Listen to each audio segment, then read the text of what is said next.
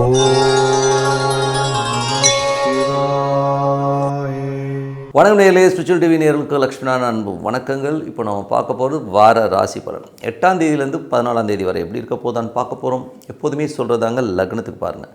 ராசிக்கு பார்ப்பதை விட லக்னத்துக்கு பார்க்க ரொம்ப பர்ஃபெக்டாக இருக்கும். உதாரணமாக ஒரு மகர லக்னம் விருச்சிக ராசினா நீங்கள் விருச்சிக ராசிக்கான பலன்களை பார்க்குறது மகர ராசிக்கான பலன்களை பார்க்கும்போது ரொம்ப பர்ஃபெக்டாக இருக்கும்.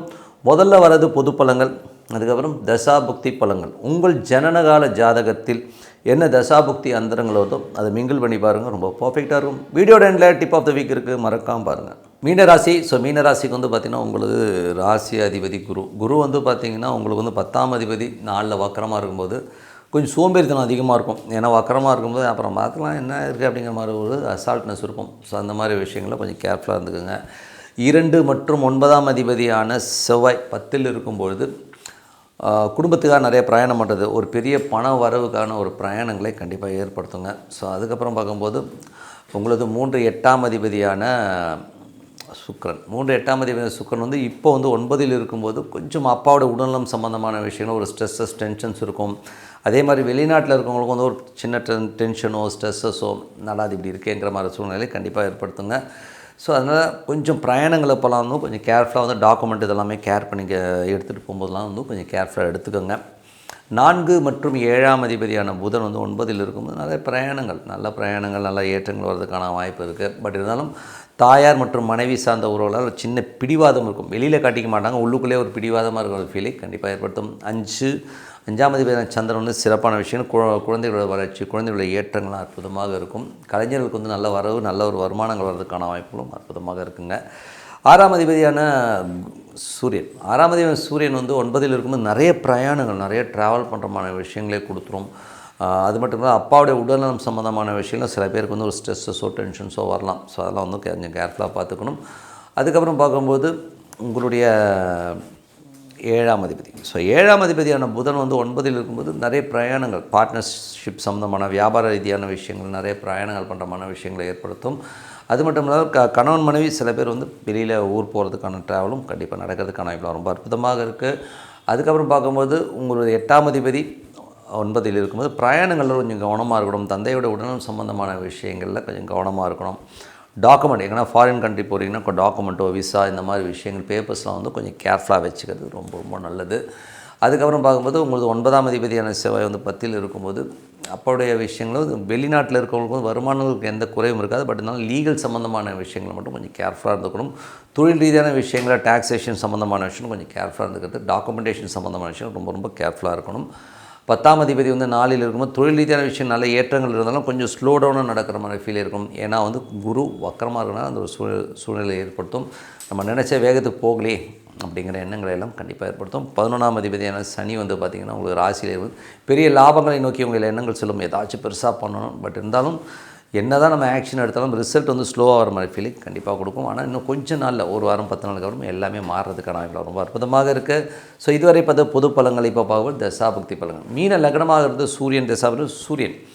சூரியன் வந்து பார்த்திங்கன்னா உங்களுக்கு 6ஆம் அதிபதி 9ல் வேலை விஷயமாக நிறைய பிரயாணம் பண்ணுறமான விஷயங்களை கண்டிப்பாக ஏற்படுத்தும். அப்பாவுடைய உடல்நலம் சம்மந்தமான விஷயம் கொஞ்சம் கேர் எடுத்துக்கணும். அதில் வந்து கொஞ்சம் கவனமாக பார்த்துக்கக்கூடிய ஒரு சூழ்நிலை இருக்குது, கொஞ்சம் பார்த்துக்குங்க. அதுக்கப்புறம் பார்க்கும்போது மீன லக்னமாக இருந்து சந்திரன் தசாபத்தந்திரங்கள் வந்து சந்திரன் வந்து குழந்தைகளோட வளர்ச்சி ரொம்ப சிறப்பாக இருக்கும். ஆன்மீகம், கலைஞர்கள் வந்து ஒரு பெரிய வளர்ச்சி கண்டிப்பாக இருக்குங்க. மீன லக்னமாக வந்து செவ்வாய் தசாபத்தினா செவ்வாய் வந்து பார்த்திங்கன்னா 2 மற்றும் 9ஆம் அதிபதியான செவ்வாய் வந்து பார்த்திங்கன்னா உங்களுக்கு 10ல் இருக்கும்போது வெளிநாட்டில் இருக்கும் நல்ல லாபங்கள், அப்பா சார்ந்த உறவுலாம் நல்ல லாபங்கள் வர்றதுக்கான வாய்ப்பு ரொம்ப நல்லா இருக்குது. குடும்பத்துக்கு தேவையான பணம், காசு எல்லாமே கிடைக்கும். ரொம்ப கம்ஃபர்ட்டாக சந்தோஷமாக இருக்கிறதுக்கான வாய்ப்புலாம் ரொம்ப நல்லா இருக்குது.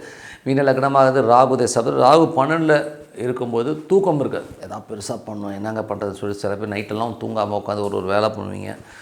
ஸோ ஹெல்த் பார்த்துக்குங்க, ஓகேங்களா. ஸோ அது மாதிரி விஷயங்கள் இருக்கும். அதுக்கப்புறம் வந்து மீன லக்னமாக வந்து குரு தசாபத்தியந்திரங்கள். குரு வந்து பார்த்திங்கன்னா உங்களுக்கு 10ஆம் அதிபதி குரு இப்போ வந்து 4ல் இருக்கும்போது கணவன் மனைவி சார்ந்த விஷயங்களும் சரி, அதே நேரத்தில் வந்து பார்த்திங்கன்னா குரு சார்ந்த விஷயங்கள்லையுமே பார்த்திங்கனாலே கொஞ்சம் வந்து ஸ்ட்ரெஸ்டாக போகிற மாதிரி ஃபீலை கண்டிப்பாக ஏற்படுத்துங்க. நிலபுலன்களோ வண்டி வாகனம் சம்மந்தமான விஷயங்கள் நம்ம ஒரு மன உளைச்சல் டென்ஷனை கண்டிப்பாக கொடுக்கும். அதனால் கொஞ்சம் கவனமாக இருந்துக்கிறது ரொம்ப ரொம்ப நல்லது. மீன லக்னமாக வந்து சனி தசாபதி. சனி வந்து ராசியில் பெரிய லாபங்களை நோக்கி போவீங்க. பெரிய லாபம் வரணும், அப்படி பண்ணணும் இப்படி வரும். பட் ஆனால் அதெல்லாம் கொஞ்சம் நம்ம ஸ்ட்ரெஸ்ஸை ஏற்படுத்தும். அதெல்லாம் கொஞ்சம் கவனமாக பொறுமையாக போகணும். ஏன்னா வந்து அது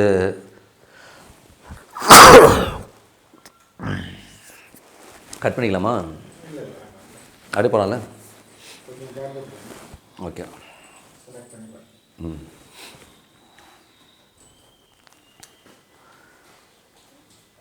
ஓகே. மீன லக்னமாக இருந்து சனி தசாபுத்தி வந்து சனி வந்து உங்களுக்கு ராசியிலே இருக்கும்போது சோம்பேறித்தனம் அதிகமாக இருக்கும். அதே மாதிரி வந்து பெரிய லாபங்களை நோக்கி போவீங்க. பட் தான் சனி வந்து கொஞ்சம் மந்தன்னும் போது கொஞ்சம் அப்புறம் பார்த்துக்கலான்ற போஸ்ட்பான் பண்ணுறதை மட்டும் விட்டுட்டிங்கன்னா பெரிய லாபங்கள் உங்களை தேடி வருங்க. அதுக்கப்புறம் வந்து மீன லக்னமாக இருந்து புதன் தசாபுத்தி.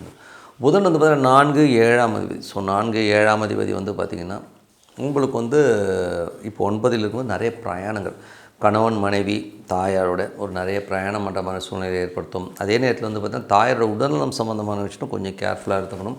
அம்மா கிட்ட பேசும்போதோ பழகும்போதோ கொஞ்சம் பார்த்து நடந்துக்கிறது ரொம்ப ரொம்ப நல்லது. அதுக்கப்புறம் பார்க்கும்போது மீன லக்னமாக இருந்து கேது தேசம். கேது 6ல் இருக்குங்க. 6ல் இருந்து அது சுக்கிரனுடைய சாரத்தில் இருக்கும்பொழுது கொஞ்சம் கவனமாக இருக்கணும். வேலையில் வந்து நிறைய கேள்விகள் வரும். பிரயாணங்கள் அப்பவும் கொஞ்சம் கவனமாக பார்த்துக்கிறது ரொம்ப ரொம்ப நல்லது. ஏன்னா வந்து ஏதாவது டிஸ்கம்ஃபர்ட்டாக இருக்கிற மாதிரி ஃபீல் ஏற்படுத்தும். என்னடா இவன் ஏகப்பட்ட கேள்வி கேட்குறானேன்னு லீகல் சம்மந்தமான விஷயங்கள் ஹெச்ஆர்கிட்டலாம் வந்து கொஞ்சம் சண்டை போடாமல் இருக்கிறது ரொம்ப ரொம்ப நல்லது. மீன லக்னமாக வந்து சுக்கிரன் தசாபதினா சுக்கிரன் 3 8ஆம் அதிபதியான சுக்கிரன் உங்களுக்கு வந்து 9ல் இருக்கும்போது கொஞ்சம் அப்பாவுடைய உடல்நலம் சம்மந்தமான விஷயம் ஸ்ட்ரெஸ்ஸஸ் இருக்கும். அதே நேரத்தில் வெளிநாடு பிரயாணங்களை பண்ணாலும் கொஞ்சம் சின்ன சின்ன ஸ்ட்ரெஸ்ஸஸ் இருக்கிறதுக்கான வாய்ப்பெலாம் இருக்குன்னா ரொம்ப கவனமாக இருக்கணும். மற்றபடி என்னை பொறுத்த ஒரு நல்ல ஒரு பிரார்த்தனை, மனதார இறைவனை பிரார்த்தனை பண்ணும்போது கண்டிப்பாக அடுத்த லெவல் வரதுக்கான வாய்ப்பு ரொம்ப சிறப்பாக இருக்குது. இப்போ பார்க்கும்போது tip of the week. So tip of the வீக்கில் வந்து இந்த வாட்டி நம்ம பார்க்குற டாபிக் என்னென்னா, குலதெய்வம் தெரியாதவர்கள் எந்த தெய்வத்தை வணங்கலாம். ஏன்னா நிறைய பேருக்கு வந்து பார்த்திங்கன்னா குலதெய்வமே தெரியாது. ஏன்னா அப்பா ஒரு ஊரில் இருந்திருப்பாங்க, அம்மா ஊரில் வந்துருப்பாங்க, எல்லாம் மைக்ரேட் ஆகி வருவாங்க, சில பேர் வீட்டை விட்டு ஓடி வந்திருப்பாங்க. ஸோ இந்த மாதிரி சூழ்நிலையில் வரும்போது அவங்க பூர்வீகமே கட்டாயிடும். ஸோ அப்பா வழியிலையும் தெரியாதுங்க, அம்மா வழியும் தெரியாதுங்க, எனக்கு என்ன குலதெய்வம்னே தெரியாது.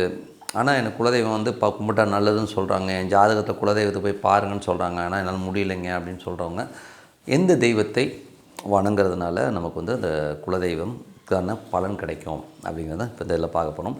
ஸோ குலதெய்வத்துக்கான முக்கியமான தெய்வம். ஸோ இப்போ இந்த குலதெய்வம்னா ஏகப்பட்ட குலதெய்வங்கள் இருக்குங்க. நீங்கள் வந்து அந்த குலதெய்வத்தோடைய சாயில் பார்த்திங்கன்னா நிறைய கருப்பர் வருவார், நிறைய தெய்வங்கள் ஓகேங்களா. கருப்பர், முனியன், அப்புறம் ஏகப்பட்ட தெய்வங்கள் வந்து கிராம தேவதைகளாக, அதாவது நம்ம குடும்பத்தோடு இறந்து போய் அவங்களே தெய்வமாக வழிபடுறவங்க இருக்காங்க. அதே மாதிரி வந்து பார்த்திங்கன்னா வழியாக குலதெய்வத்தை வந்து வழிபடும். இதுதான் குலதெய்வ செக்டார்லேயே வரும். இல்லை என்ன முக்கியமாக பார்க்க வேண்டிய விஷயம்னா, ஒரு 14 தலைமுறை 15 தலைமுறைலாம் வந்து அந்த கோயிலில் போய் நின்று அவங்க வந்து வழிபாடு பண்ணியிருப்பாங்க. அந்த இடத்துல போய் நின்று நம்ம வழிபாடு பண்ணும்போது அந்த நல்ல ஒரு வைப்ரேஷன் நம்ம தாத்தா முப்பாட்டன் உட்காந்து பூஜை பண்ண இடத்துல நம்ம பண்ணும்போது அது கிடைக்குங்கிறது வந்து ஐதீகம். பட் இருந்தாலும் சில பேருக்கு வந்து அந்த பாக்கியம் கிடைக்கிறதில்ல. ஏன்னா வந்து குலதெய்வம் எனக்கு தெரியல, அப்போ நம்ம என்ன பண்ணலாம் அப்படின்னும்போது இதுக்கு வந்து யார் அந்த தெய்வம்னா ஹரிஹர சுதன் ஐயப்பனை தான் பார்க்கணும். நீங்கள் வேணால் பாருங்கள், ஐயப்பனை பாருங்கள், அது வந்து கருப்பு உடை அணிஞ்சு தான் போவாங்க. அது மட்டும் இல்லாமல் அது ஹரியும் சிவனும் கலந்த ஒரு கலவையானவர் தான். அவர் வந்து ஒரு எப்படிப்பட்டவனோ அவர் ஒரு வாரியர் தான். ஸோ வாரியர்னும் போது அவர் சண்டைக்கு போயிருக்கார், வில் எடுத்து போயிருக்கார். அதேமாதிரி கருப்பு உடை உடுத்தி தான் போவாங்க. ஏன்னா வந்து ரொம்ப கொஞ்சம் ஆச்சாரமான தெய்வம், கொஞ்சம் எமோஷனலான தெய்வம் தான் வச்சுப்போமே. பிரம்மச்சரியம் உள்ள ஒரு தெய்வம் தான். அதனால் வந்து யாருக்கெல்லாம் குலதெய்வம் தெரியாதோ அது குலதெய்வத்துக்கான ஹெட் குவார்ட்டர் யாரானா ஹரிஹர சுதன் ஐயப்பன் தான். ஸோ நீங்கள் வந்து எந்த தெய்வம் உங்களுக்கு குலதெய்வம் தெரியலனாலும் நீங்கள் ஐயப்பனை வணங்கும்பொழுது சிறப்பான பலன்கள். அது எப்படி வணங்கணும் அப்படின்னும்போது, சனீஸ்வர பகவான் உங்கள் ஜாதக கட்டத்தில் எங்கே இருக்கிறாருன்னு பார்த்துக்கோங்க. அந்த கிழமைகளில் போய் நீங்கள் வழிபாடு பண்ணிங்கன்னா ரொம்ப அற்புதமான பலன்களே கிடைக்கும். இதுதான் ரொம்ப ஈஸியான வே ஓகேங்களா. அது ஐயப்பனை எப்போ வணங்கணும், அந்த சனீஸ்வர பகவான் எந்த கட்டத்தில் இருக்கார். இப்போ உதாரணம் சொல்லப்போனால் சனீஸ்வர பகவான் வந்து இப்போ சப்போஸ் வந்து மேஷத்தில் இருக்காருன்னு வைங்களேன். ஸோ லைனாகவே சொல்லிட்டு வரேன். ஸோ மேஷத்தில் வந்து சனீஸ்வர பகவான் இருக்கான செவ்வாய்க்கிழமைகளில், அதாவது மேஷம் விருச்சிக ராசிகளில் சனீஸ்வர பகவான் உங்கள் ஜாதகத்தில் இருந்தார்னா நீங்கள் வந்து செவ்வாய்க்கிழமைகளில் ஐயப்பனை வணங்குவது ரொம்ப சிறப்பான பலன்களை கொடுக்கும். அதே மாதிரி வந்து ரிஷபம் துலாம் ராசிகளில் சனீஸ்வர பகவான் இருக்காருன்னா நீங்கள் வெள்ளிக்கிழமைகளில் வந்து நீங்கள் போய் அந்த ஐயப்பனை வணங்குவது ரொம்ப சிறப்பான பலன்கள் இருக்கும். அதே மாதிரி மிதுனம் கன்னி வந்து உங்களுக்கு சனீஸ்வர பகவான் இருக்காருன்னா புதன்கிழமைகளில் வந்து ஐயப்பன் வழிபாடு பண்ணுறது ரொம்ப சிறப்பான ஒரு நல்ல விஷயத்தை கொடுக்கும். அதுக்கப்புறம் சந்திரன், அதாவது கடக ராசியில் வந்து உங்களுக்கு சனீஸ்வர பகவான் இருக்காருன்னா நீங்கள் வந்து திங்கள் கிழமைகளில் வந்து அந்த ஐயப்பன் வழிபாடு பண்ணுறது ரொம்ப ரொம்ப சிறப்பாக இருக்கும். சிம்ம ராசியில் சனீஸ்வர பகவான் உங்கள் ராசியில் இருக்காருன்னா ஞாயிற்றுக்கிழமைகளில் வந்து சனீஸ்வரன் அந்த ஐயப்பன் வழிபாடு ரொம்ப சிறப்பாக இருக்கும்.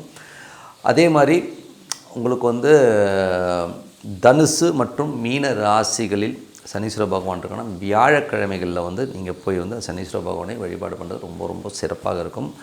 அதே மாதிரி சனிக்கிழமைகளில் அதாவது வழிபாடு பண்ணோன்னா உங்களுக்கு வந்து மகரம் மற்றும் கும்பத்தில் உங்களுக்கு வந்து சனீஸ்வர பகவான் இருக்காருன்னா நீங்கள் சனிக்கிழமைகளில் வந்து போய் வழிபாடு பண்ணுங்கள், ரொம்ப சிறப்பான பலன்கள் கிடைக்கும்.